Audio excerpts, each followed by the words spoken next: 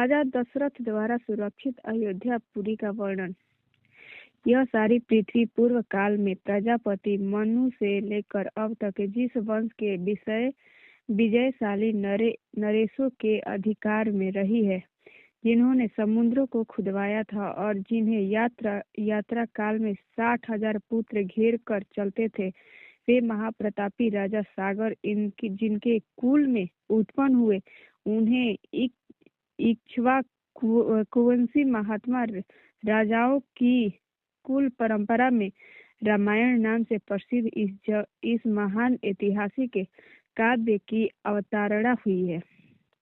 हम दोनों आदि से अंत तक इस सारे काव्य का पूर्ण रूप से गान करेंगे। इसके द्वारा धर्म, अर्थ, काम और मोक्ष चारों पुरुषार्थों की सिद्धि होती है। अतः आप लोग दोष दृष्टि का परित्याग करके इसका श्रवण करें। कौशल नाम से प्रसिद्ध एक बहुत बड़ा जनपद है जो सरयू नदी के किनारे बसा हुआ है। कहाँ थे?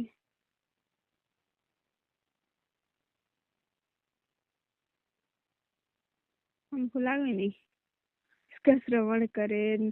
हाँ, सरयू नदी किनारे बसा हुआ है। वह प्रचुर धन धान्य से संपन्न, सुखी और समृद्धशाली है। उसी जनपद में अयोध्या नाम की एक नगरी है जो समस्त लोकों में विख्यात है। उस पुरी को स्वयं महाराज मनु ने बनवाया और बसाया था।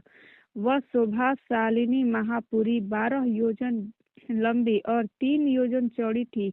वहां बाहर के जनपदों में जाने को विशाल राजमार्ग था। वह उभय पार्श्व में विविध वृक्ष वलियों से विभूषित होने के कारण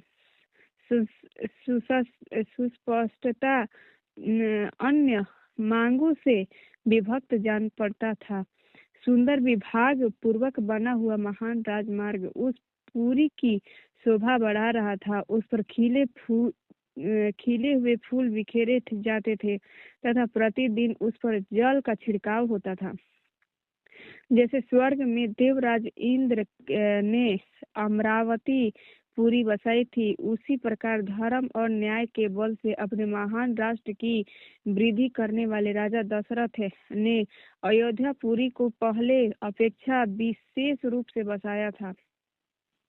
वह पुरी बड़े बड़े फाटकों और किवाड़ों से सुशोभित थी।